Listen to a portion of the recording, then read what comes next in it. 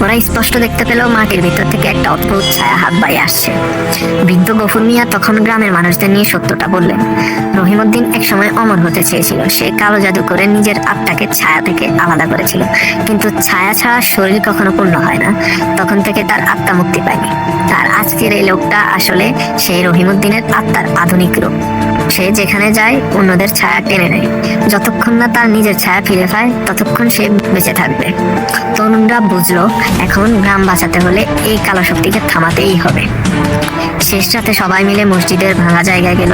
লোকটা তখন পুরোপুরি নিজের ছায়া বের করার চেষ্টা করছে। তার চারপাশে অন্ধকার ঘূর্ণির মতো ঘুরছে। এক তরুণ হাত নিল পুরনো মসজিদের ধুলো জমা কোরআনের পাতা। সে কণ্ঠ উঁচু করে তেলাওয়াত শুরু করলো।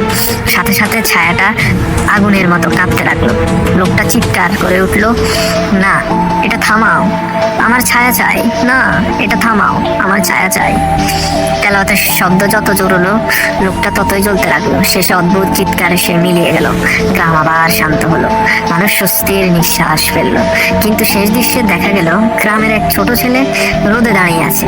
তার শরীর আছে কিন্তু মাটিতে কোনো ছায়া।